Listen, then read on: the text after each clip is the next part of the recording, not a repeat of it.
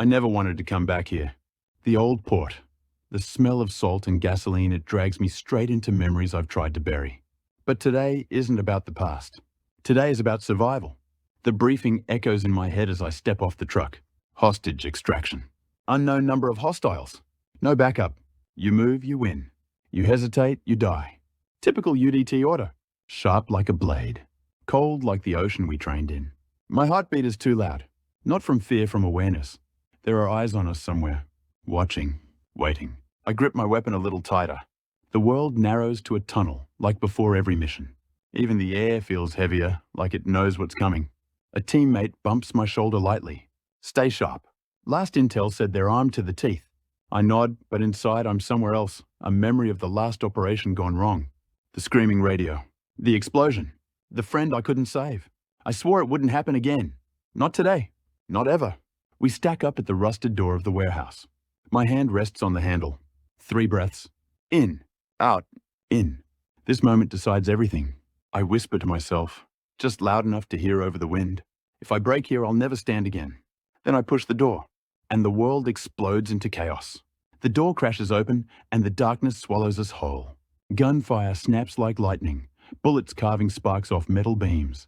I drop to one knee, sight raised, breath, steady muscle memory taking command before my fear can. Left side, 2 hostiles! My voice cuts through the chaos, and Jihoon moves without hesitation. The muzzle flash lights up his face, determination, not panic. A body falls, but something's wrong. These guys, they're not amateurs. Their formations are too clean, their movements too precise.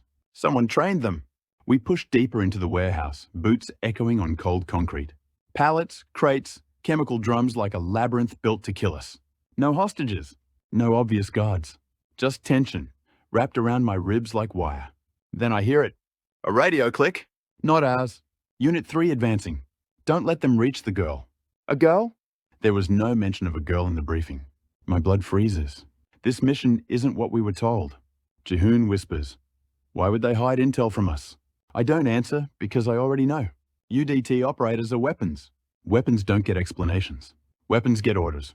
I press forward anyway. Because I need answers and maybe redemption. A figure rushes from the shadows. Too close. I tackle him to the ground, steel against concrete, my knee pinning his chest. His mask shifts, revealing terrified eyes. He's young, too young. Not a soldier. A survivor. He chokes out words between breaths. You're late. They moved her underground and they're not who you think they are. Before I can ask more, glass shatters above us. A red laser dot lands between my eyes. Sniper. Jihoon yells, move! My body reacts before my mind does, diving behind a crate as the shot erupts, splintering wood inches from my skull. And for a heartbeat, as dust fills the air, a single thought hits me like recoil. We didn't walk into a rescue. We walked into a trap. The sniper fire stops as suddenly as it began. Silence, the kind that shouldn't exist in a place like this. It crawls over my skin like ice. Jihoon presses against the crate beside me, breathing hard. They knew we were coming. This isn't random. Someone fed them our route. His voice shakes, not from fear, from realization. He's right. We didn't walk into their territory. We were guided here.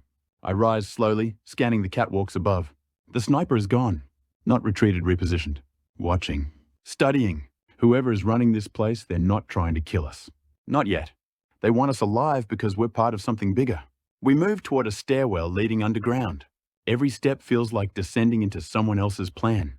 Then the lights flicker on, one by one. A hallway of industrial lamps igniting like a countdown, leading us forward, inviting us. At the end of the hall, a door slides open with a metallic groan. Inside, a single monitor glows. A message waits, like it's been expecting us. Welcome back, Operator K-17. The girl knows who you are. I feel my heartbeat stop for half a second. K-17. My old call sign. The one I abandoned after the mission I shouldn't have survived. Jihoon looks at me confused. You said you left that behind all of it. I want to tell him he's wrong. I want to tell him the past isn't real. But the truth sits like a weight in my throat. The screen changes. A live camera feed. A girl maybe 16. Blindfolded. Hands tied. Breathing fast, like she's been running from nightmares. Behind her, a symbol painted on the wall. I know it. The mark of a Black Ops division nobody admits exists. The division that disowned me. Or maybe the one I failed. A voice crackles through the speaker. Familiar. Too familiar. Welcome home, K-17. Ready to finish what you started? My stomach turns to stone, because I recognize the voice. It belongs to the man I once called Commander. The same man I buried. The same man who should be dead. And suddenly I know, this mission isn't about rescue. It's about my past coming back to collect what it's owed. My vision blurs for a moment. The warehouse, the girl, the screen, they fade into the background. All I can see is the past I tried to bury. The world tilts, and I'm back there. 2 years ago, Operation Black Tide. Rain hammered the docks that night, waves crashing like artillery against the hulls. We were told it was a rescue diplomats held hostage by a rogue cell. Standard mission. Standard lies. I remember my commander, the same voice on the monitor now. He stared at me through the storm, eyes sharp as broken glass. K-17, you lead. If things fall apart, you don't come back. No witnesses. No survivors. That was the first time I realized. We weren't saving anyone. We were the ones being silenced. Inside the compound, we found no hostages. Only children terrified. Hiding, begging in languages we didn't speak. Human trafficking, medical experiments, something darker in every hallway. And then the girl. The same girl from the screen. She looked up at me with those same frightened eyes.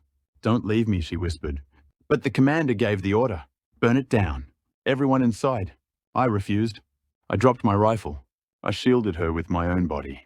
That was the moment K-17 died. The team dragged me out screaming. My commander stayed behind, detonator in hand, flames painting the sky. We thought he burned with the compound. We thought the nightmare ended. But nightmares don't burn. They wait. I snap back to the present. My hands are shaking. Jihoon sees the truth in my eyes. "You knew all along," he says. Not a question of verdict. I swallow the guilt like glass. I thought he was dead. I thought I killed him. The speakers crackle again, mocking me. "Come downstairs, K-70. She's waiting. And I finally understand the mission. This isn't about saving the girl. It's about proving whether I'm still the weapon they built, or the traitor who broke. We descend into the underground corridor. The air grows colder, thicker, like it's trying to choke the truth back down our throats. Flickering lights guide us deeper the path of a puppet following its strings. At the final door, I stop. My reflection stares back at me in the metal surface. Not as K-17, not as a soldier, but as something in between. Jihoon steps beside me. His voice is quiet, almost broken. "If we go in, nothing stays the same. Not for you. Not for us." I nod, because I already know. I open the door. Inside, the girl sits on a chair, blindfold gone, finally seeing us. No fear this time, just recognition. "You came back," she whispers. "They said you wouldn't." Before I can answer, the commander's voice fills the room, echoing through hidden speakers.